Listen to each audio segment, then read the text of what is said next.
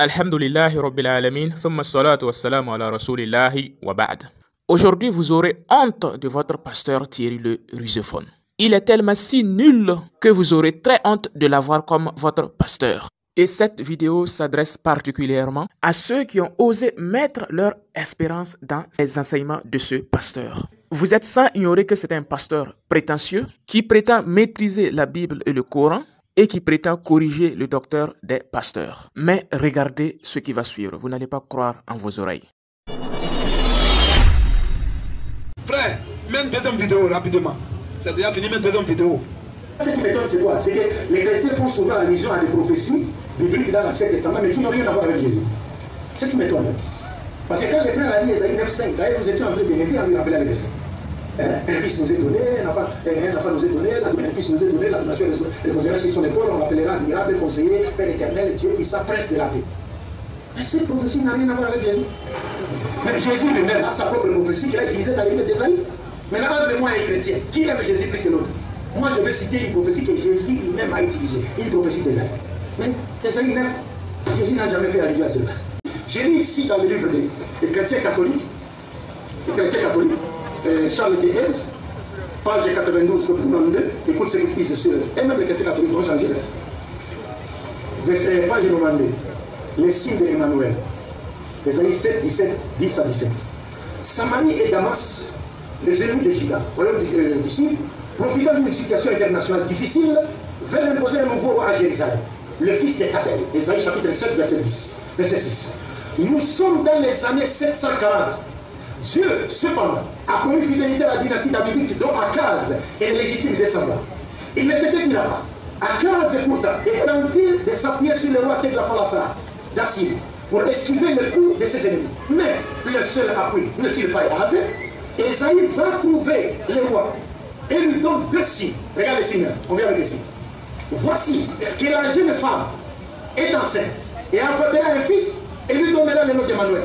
Ésaïe, reprenant ainsi les textes de l'annonce officielle et sans doute liturgique de la naissance d'un héritier royal, rappelle que Dieu a donné un fils au roi.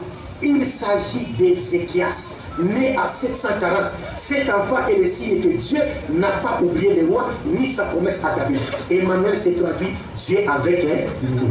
Il s'agit d'Ézéchias. La fin Emmanuel, c'est Ézéchias, le fils du roi Akaz, qui devait voir jour 740 ans avant Jésus sous la domination assyrienne.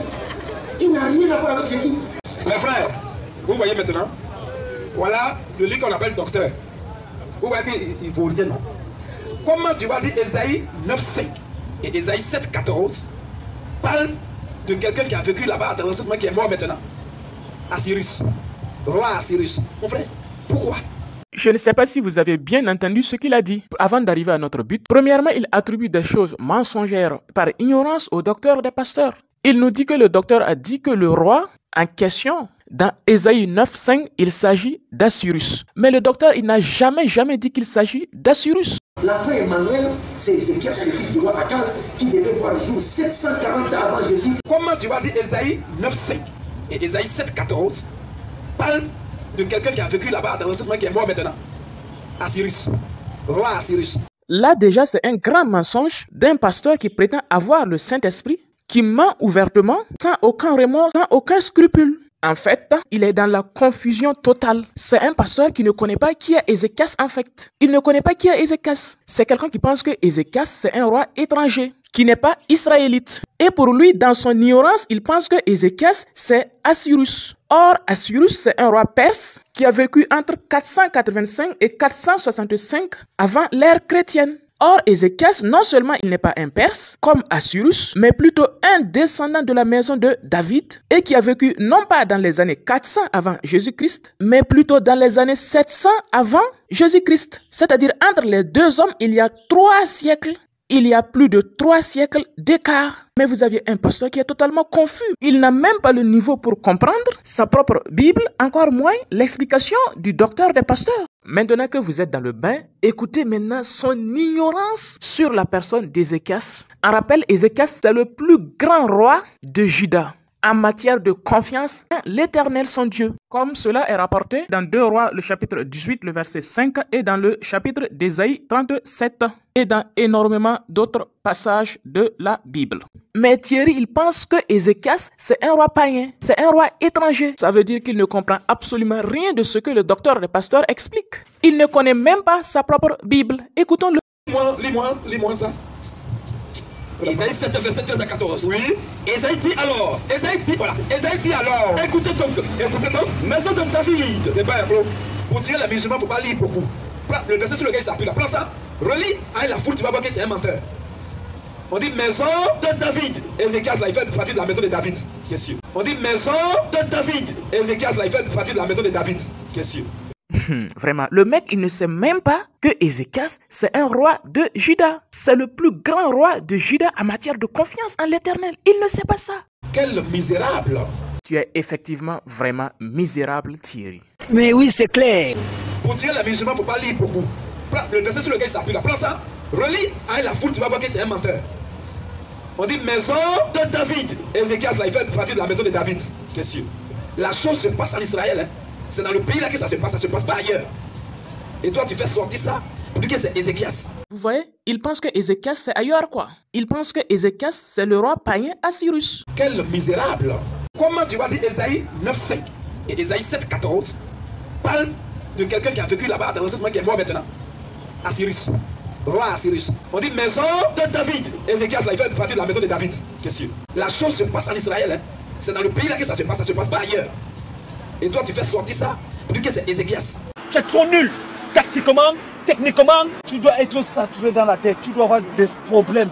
Maintenant, je m'adresse particulièrement aux fidèles de Thierry le Ruséphone. Comment vous pouvez mettre votre confiance aux enseignements d'un tel ignorant?